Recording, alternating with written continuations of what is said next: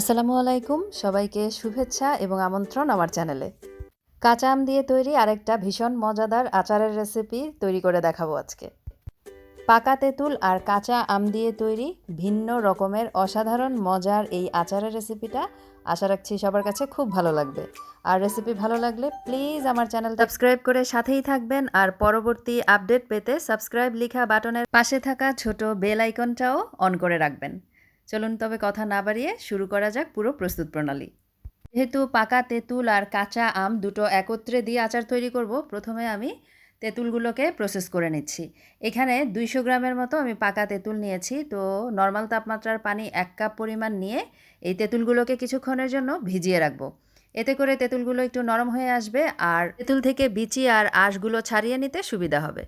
অন্যদিকে 5 ফোড়ন 1 চা চামচ, আস্ত ধনে 1 চা চামচ আর মেথি আধা চা চামচ এবং বেশ কিছু শুকনা মরিচ একত্রে শুকনা তাওয়ায় টেলে নিয়েছিলাম। মশলাগুলো ঠান্ডা হয়ে যাওয়ার পরে ব্লেন্ডারের জারে নিয়ে গুঁড়ো করে নিচ্ছি। এখান থেকে 1 টেবিল চামচ পরিমাণ মশলা আজকে আচারে আমি ব্যবহার করব। মিডিয়াম সাইজের দুটো কাঁচা আম কেটে আমি ছোট ছোট টুকরো করে নিয়েছি।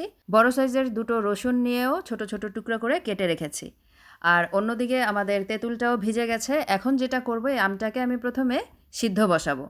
তো তার জন্য একটা হাঁড়িতে আমগুলো নিয়ে নিলাম, রসুনটাও দিয়ে দিলাম। এখন দিয়ে দিচ্ছি 1 কাপের মতো পানি।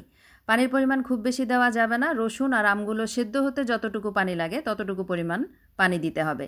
চিনি দিয়ে দিলাম 1/4 কাপ পরিমাণ আর লবণ দিয়ে দিলাম স্বাদ অনুযায়ী। চিনি আর লবণের পরিমাণটা যার যার টেস্ট অনুযায়ী অ্যাড করতে হবে। যে যতটুকু আচারে মিষ্টি খাবেন সেটা বুঝে চিনিটাকে অ্যাড করে নেবেন। এবারে ঢাকনা দিয়ে দিলাম আর চুলার আঁচটাকে মিডিয়ামে রেখে আমগুলোকে সিদ্ধ করে নেব। আমগুলো সেদ্ধ হতে থাক, এদিক থেকে আমি তেঁতুলের যে আঁশ আছে এক্সট্রা, সেই আঁশগুলোকে আমি বেছে ফেলে দিব। তো একটু নরম করে নিচ্ছি, এতে করে আঁশগুলো সরিয়ে নিতে সুবিধা হবে। চাইলে বিচিগুলো বেছেও ফেলে দিতে পারেন, আবার একসাথে দিয়েও আচার তৈরি করতে পারেন। তো আমি বিচি ফেলছি না, বিচি সহই আচারটা তৈরি করব। এই এক্সট্রা আঁশগুলোকে ফেলে দিচ্ছি। তেঁতুলটা রেডি করে নিয়েছি আচারে ব্যবহার করার জন্য। এখন আমগুলোকে চেক করে নিব যে সেদ্ধ হয়েছে কিনা। আর পানিটাও কিন্তু শুকিয়ে এসেছে, দেখতে পাচ্ছেন। পানির পরিমাণ খুব বেশি দিলে দেখা যাবে যে অনেক বেশি নরম হয়ে যাবে, আর এটা যেহেতু পরবর্তীতে শুকিয়ে নিব, শুকিয়ে নিতে সময়ও বেশি লাগবে। তাই পানির পরিমাণ কম দিয়ে চুলার আঁচ মিডিয়ামে রেখে আমগুলোকে সিদ্ধ করে নিতে হবে। এরপর একটা ডাল ঘুটনির সাহায্যে এভাবে চেপে চেপে আমগুলোকে ম্যাশ করে নিতে হবে। আর আমগুলো সেদ্ধ হতে আমার সময় লেগেছে 10 মিনিট। আমগুলো ম্যাশ করা হয়ে গেছে, এখন এর মধ্যে দিয়ে দিলাম সেই তেঁতুলগুলো। এ পর্যায়ে কিন্তু চুলার আঁচ আমি বন্ধ করে দিয়েছি। তেঁতুলটাকে দিয়ে আমের সাথে খুব ভালোভাবে মিশিয়ে নিব। তারপরে চেক করে নিতে হবে লবণ বা চিনি যদি প্রয়োজন হয় এ পর্যায়ে অ্যাড করে দিতে হবে।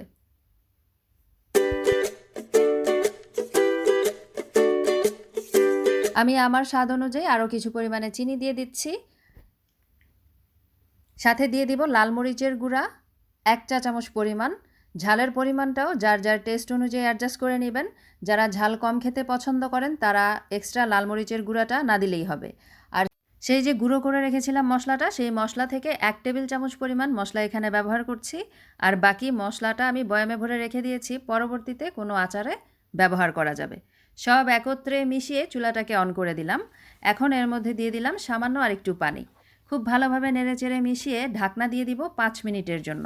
আর চুলার আঁচটা কমিয়ে মিডিয়াম টু লোয়ে 5 মিনিটের জন্য রান্না করব। 5 মিনিট পরে চিনিটা যখন গলে যাবে তখন কিছুটা পাতলা হয়ে যাবে আচারটা। সে পর্যায়ে ঢাকনা খুব ভালোভাবে নেড়ে নিতে হবে। এখন এই আচারের মধ্যে আমি একটু সরিষার তেল ব্যবহার করব, তার জন্য মাঝখান থেকে একটু জায়গা ফাঁকা করে নিলাম।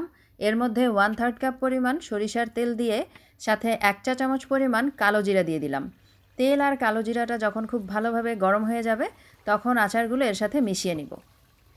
এই কাজটা কিন্তু আলাদা পাত্রেও করতে পারেন। তেল আর কালো জিরাটা গরম করে তার মধ্যে আচারটা দিয়ে দিতে পারেন, আবার চাইলে আমার মতো করেও করে নিতে পারেন। এবারে শুধু নাড়ার পালা আর আচারটাকে শুকিয়ে নেওয়ার পালা। প্রায় 15 মিনিট সময় নিয়ে আচারটাকে অনবরত নেড়ে আমি একদম শুকিয়ে নিয়েছি। শুকানোর সাথে সাথে আচারটা কিন্তু কালারটাও চেঞ্জ হয়ে এসেছে, আর দেখতে কতটাই লোভনীয় লাগছে, তাই না? এখন এই আচারটাকে সংরক্ষণ করব। তো পুরোপুরি যখন ঠান্ডা হয়ে যাবে তখন হাতের মধ্যে একটু সরিষার তেল নিয়ে পরিমাণ মতো আচার নিয়ে এভাবে বল করে নিয়ে আমি সংরক্ষণ করব। তবে বল না করতে চাইলে এমনিতেও যে কোনো এয়ারটাইট বয়ম বা বক্সে ভরে আচারটাকে সংরক্ষণ করে রাখতে পারেন।